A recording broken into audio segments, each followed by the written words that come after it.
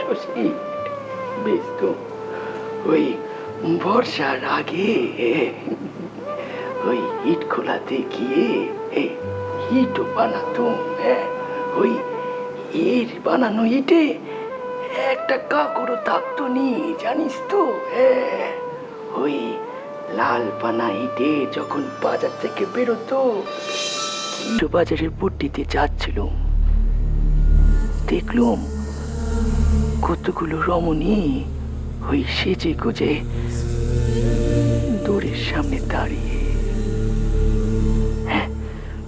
ওই একজনরা দেখলুম সে বাড়ি খোপা বেঁধে হাতে হুকোটি নিয়ে মনোমোহিনী মায়ায় লোকের মন ভোলাচ্ছে। তারপর ঠাকুর? দেখে মন বসে গেল। মারে বললুম, মা,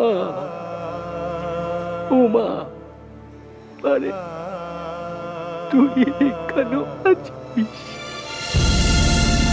এখানে আছিস। জয় জয় মা। ঠাকুর, ঠাকুর আপনি সেই কবে দেখেছেন, আর এখনো সেই ভঙ্গি আপনার মনে আছে? মনে থাকবে না কেন? সে যে মারে, মা, আনন্দময়ী মা।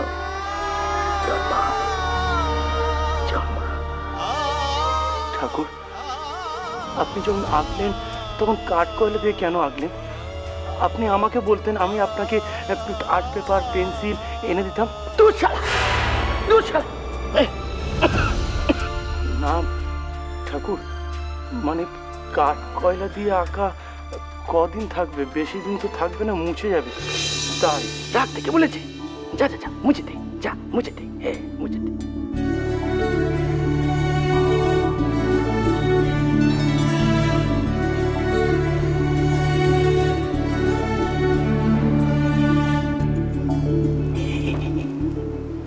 এইটুক জিনিস দেখে খেপে গেছে সারা। আসল জিনিস দেখলে যে কি করতো কে জানে। জয় মা, জয় মা, জয় মা। His attention was so fixed, his thought was so abstracted that no one dared approach or ask him what he was doing.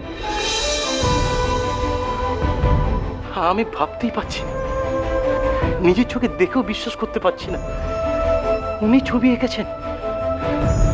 শিল্পী, উনি জাত শিল্পী, জন্মগতভাবে শিল্পী, একজন সুদক্ষ শিল্পীর মতো হাতের টান, তাও তাও সামান্য একটা কাঠ কয়লা দিয়ে। উফ, আমি পাগল হয়ে যাচ্ছি, জাস্ট পাগল হয়ে যাচ্ছি ভাবতে গিয়ে। কি কাশীপুরে অঙ্কন শিল্পী আমাদের মধ্যে? কে রে? বুঝলি শরৎ, ঠিক যেন মডেলগুলো সামনে রাখা রয়েছে আর তা দেখে দেখে আঁকা হয়েছে যেন। Splendid, splendid. কে রে শশী? ঠাকুর। ঠাকুর? হ্যাঁ হ্যাঁ ঠাকুর, তোমরা সবাই গিয়ে দেখো ঠাকুর কি রকম ছবি এঁকেছেন। ঠাকুর ছবি এঁকেছে? হ্যাঁ হ্যাঁ, চলো চলো চলো, এসো এসো, সবাই দেখবে, এসো এসো এসো। খুড়ি, খুড়ো কি কাণ্ড করেছে শুনেছো? না না, ভয়ের কিছু নয় গো, আমার খুড়ো কাঠ কয়লা দিয়ে দেওয়ালে আঁক করেছে গো। সে আঁকের কি বাহার! মানে? ও লক্ষ্মীমণি, ঠাকুর কি করেছেন বললে? আমার খুড়ো দেওয়ালে এঁকেছেন। ও, এই কথা? এ আবার নতুন কি কথাটা? ঠাকুর ছবি আঁকতে জানেন? শুধু ছবি নয় গো, ছবি নয়, আমার খুড়ো মূর্তি করতেও জানেন। মূর্তি? হ্যাঁ, অবশ্য আমি নিজে চোখে দেখিনি, মায়ের কাছে শুনেছি। আমিও দেখিনি গো, তবে শাওরি মায়ের কাছ দিয়ে আমি শুনেছি ওই তিনি খুব ভালো আঁকতে জানেন, ভালো মূর্তিও করতেন। ওই কুমোরপাড়ায় গিয়ে তিনি মূর্তি করতেন, 1 পয়সা 2 পয়সা দিয়ে ওই মূর্তি বেচতেন তিনি। লেখাপড়া করবানোর জন্য বড় ঠাকুর তেনারে ওই পাঠশালা দিয়ে আসতেন গুরুমশাইয়ের কাছে। কিন্তু তিনি ওই কুমোরপাড়ায় গিয়ে ওসব করতেন। লাহাবাড়ির পাইন পাড়ায় এখনো খুড়োর মূর্তি গড়া নিয়ে পেচার আছে। তারপরে আমি পেশন্য পিসির কাছে শুনেছি, পেশন্য পিসি আমারে বলেছে খুড়োর ওই পটে রাখা ছবি দেখে পটুরা বিভিন্ন ধরনের মূর্তি বানাতো দেবদেবীদের মাটি দিয়ে। তাই মা? আচ্ছা মা, নিজের গড়া মূর্তি বেচতেন কেন ঠাকুর? সংসারে পয়সা দিতেন বুঝি? না গো মা, তিনি সংসারে পয়সা দিতে গেলে বড় ঠাকুর মেজ ঠাকুর এনারা টের পেয়ে যেতেন, তাই তিনি দিতেননি। তবে কি করতেন মা? অলক্ষী, তুই জানিস তিনি কি করতেন? আমার শাওরি মা ওই দোক্তাতে পান খেতেন, কিন্তু সংসারে অভাবের জন্য দোক্তার পয়সাই বা পাবেন কোথা দিয়ে? তাই তিনি ওই মূর্তি বেচা পয়সা এনে নুক্কে নুক্কে তেনার মায়ের জন্য দোক্তা কিনে দিতেন। আসলে ছোটবেলা থেকে তিনি খুব মা ভক্ত ছিলেন গো। হা হা, সেই মানুষের শরীরের আজ এই হাল।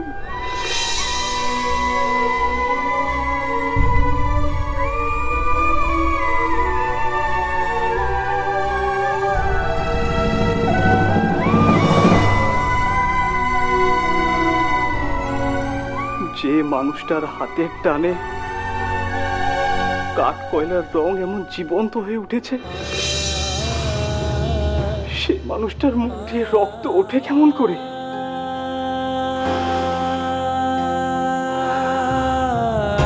ঠাকুর, ঠাকুর, ঠাকুর, আমি রামদাদা গিরিশ বাবুর কথা মানি না। আমি বিশ্বাস করি না তাদের প্রচার যে আপনি কল্পতরু, আপনি অবতার। কিন্তু কিন্তু আজ আপনার এটা দেখে আমি মানতে বাধ্য হচ্ছি ঠাকুর যে ওরা আপনাকে যা বলে আপনি তাই ঠাকুর, আপনি তাই। ছাড় দেখি, বাচ্চা বাচ্চা, ছাড় ছাড়। চালাপালা হয়ে গেল এই একই কথা শুনতে শুনতে। ঠাকুর, আপনি কি জানেন আপনি কি করেছেন? কি করেছে না? হ্যাঁ, এ কি করেছে? নিজের স্বরূপ প্রকাশ করেছেন ঠাকুর আপনি। ঢং কথা, এসব ঢং ঠাকুর? ঠিক এর মতো।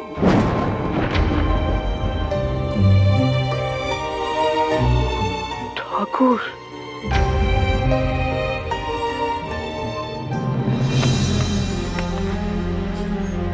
কি এটা? নববিধান ব্রাহ্ম সমাজের মুখপত্র, ধর্মতত্ত্ব। দেখ, পড় পড় পড়, পড়ে দেখ শালারা কি লিখেছে ঠাকুরের সম্বন্ধে। দেখ, ব্রাহ্ম সমাজের মুখপত্র পড়ার সময় বা ইচ্ছে কোনোটাই আমার নেই। বেশ, তাহলে আমি পড়ছি, শোন কি লিখেছে। ওই বিজ্ঞ ব্রাহ্মরা লিখেছে, অত্যন্ত দুঃখের সঙ্গে ঢাক ঢোল কাড়া নাকাড়া বাজিয়ে প্রচার করেছে, ঠাকুরের কণ্ঠনালীতে ক্ষত বক্ষ দেশ পর্যন্ত বিস্তৃত হইয়া আছে। এ কথা ওনারা জানলেন কিভাবে? আরো লিখেছে ব্রহ্মজ্ঞ ব্রাহ্মরা। কি লিখেছে শোন। সময়ে অসময়ে 2 সের 2.5 সের পর্যন্ত রক্ত বমন হয়। কি? চিকিৎসকগণ নিরাশ হইয়াছে, সম্প্রতি আর কোনরূপ চিকিৎসা হইতেছে না। চিকিৎসা হচ্ছে না? কে বললো চিকিৎসা হচ্ছে না? ব্রাহ্ম সমাজে ব্রহ্মবিদরা কি কাশীপুরীকে দেখে এসেছেন, তদন্ত করে এসেছেন? কোন ডাক্তার নিরাশ হয়ে হতাশ হয়ে তাদের কাছে কাঁদনে গিয়েছেন? কোন ডাক্তার? দেখো, ডক্টর মহেন্দ্রলাল সরকার, ডক্টর রাজেন্দ্রলাল দত্ত ঠাকুরকে নিয়মিত দেখছেন, ওষুধ দিচ্ছেন। ঠাকুর এখন আগের থেকে ভালো আছে। আমার ভাবতে অবাক লাগছে মনমোহন, এই নববিধান পত্রিকা ব্রাহ্ম সমাজের মুখপত্র। এই পত্রিকার জন্য কেশবচন্দ্র সেন বহু সাধনা করেছেন, বহু পরিশ্রম করেছেন। এই নববিধান পত্রিকার জন্য মহর্ষি দেবেন ঠাকুরের সঙ্গে কেশবচন্দ্র সেন বিরোধিতা করেছেন, কেননা ব্রাহ্ম সমাজকে সর্বজন কার্য করে তোলার জন্য। হ্যাঁ, তিনি প্রাণ দিয়েছেন, কেশবচন্দ্র সেন মশাই প্রাণ দিয়েছেন এই পত্রিকার জন্য। হ্যাঁ মনমোহন, হ্যাঁ, এই এই নববিধান পত্রিকাকে দিকে দিকে ছড়িয়ে দেওয়ার জন্য তিনি অত্যন্ত পরিশ্রম করেছিলেন, আর তার ধকল সহ্য করতে না পেরে তিনি অসময়ে চলে গেলেন। সত্যি কি এই পত্রিকা সেই নববিধানের? রাম, আরো কি লিখেছে শোনো। ওনার গলার স্বর বন্ধ হইয়া গিয়াছে, দিন দিন অবস্থা মন্দ দেখা যাইতেছে। ঠাকুর, পরলোকে যাবার জন্যে এই ক্ষণে তাহাকে বিশেষ রূপে প্রস্তুত হইতে হইয়াছে। কচুকাটা করে দেবো সব কটাকে, ঘাড় মটকে দেবো। চেনে না এই গিরিশ ঘোষকে, চেনে না সারা। জেসি এত উত্তেজিত হয়েও না। উত্তেজিত হব না?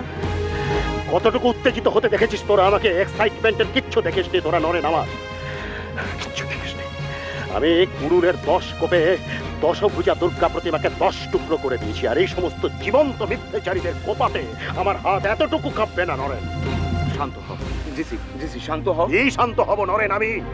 ওরে ওদের গুরু শ্রী কেশবচন্দ্র সেন, যাকে ঈশ্বর জ্ঞান করতেন, পরম ব্রহ্ম জ্ঞানে পুজো করতেন, তাকে ওরা পরলোকে পাঠিয়ে দিতে চাইছে, মিথ্যে প্রচার করছে। আচ্ছা, আর কি লিখেছে সেটা পড়ো। নিকুচি করেছে ওদের লেখা। দাও, আমি পড়ছি।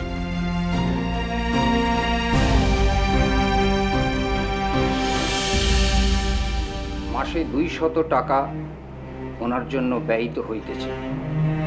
কতিপয় কৃতবিদ্য যুবক ওখানে অবস্থান করিয়া পরম যত্ন ও শ্রদ্ধা সহকারে ঠাকুরের সেবা শুশ্রূষা করিতেছে। কতিপয় কৃতবিদ্য যুবক ঠাকুরের সেবা করিতেছে।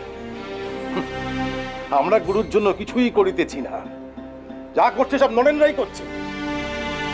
না, কারোর অবশ্য নামধাম লেখেনি। নামধাম লিখছে না, কিন্তু ওদের বাহবা দিচ্ছে।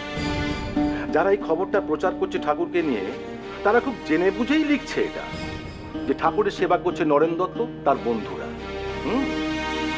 তার মানে তারা জানে, নরেন দত্তকে চেনে। কেন কৃতবিত্ত যুবক না লিখে লিখতে পারতো না?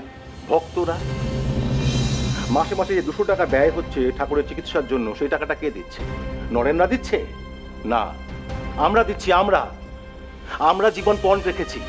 হ্যাঁ, সংসারের কথা না ভেবে, খরচের কথা না ভেবে, যা লাগে ঠাকুরের চিকিৎসার জন্য যা লাগে সব ব্যয় করছি আমরা। আমি তো কোন্নগরের বাড়িতে যেতেই পাচ্ছি না, কারণ অফিস থেকে কাশীপুর হয়ে কোন্নগর যাওয়া মানে যাতায়াতের খরচ বেড়ে যাওয়া। তাই সেদিন বউকে একটা চিঠি লিখে জানিয়ে দিয়েছি, ঠাকুর আরও খানিকটা সুস্থ না হলে আমি বাড়ি ফিরতে পারবো না। টাকা পয়সার টানাটানি চলছে, খুব হিসেব করে খরচা করবে, একটা পয়সাও বাজে খরচ করবে না, জমিয়ে রাখবে। জেনে রাখবে সেই টাকা ঠাকুরের চিকিৎসার কাজে ব্যয় হবে। আর এরা লিখছে যুবকেরা ঠাকুরের সেবা করছে। যে যুবকেরা ওখানে থেকে ঠাকুরের সেবা করছে, তাদের সেবা আমরা করছি, অন্য সেবা।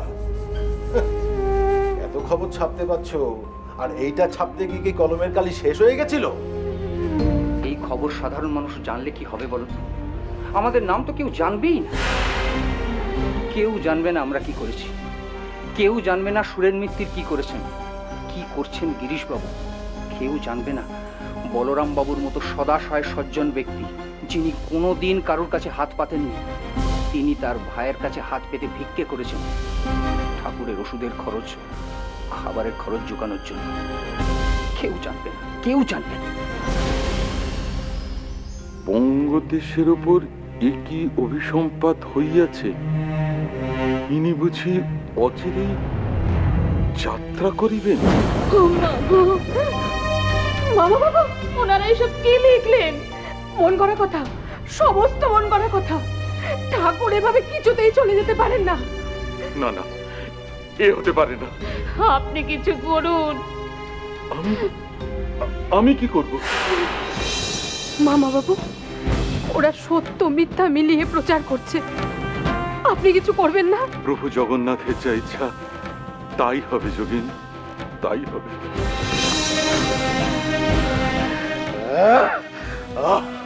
তোরা কেউ আমাকে বাধা দিবি না, কেউ বাধা দিবি না নয়, আমাকে ধরবি না, আমাকে ধরবি না তোরা কেউ।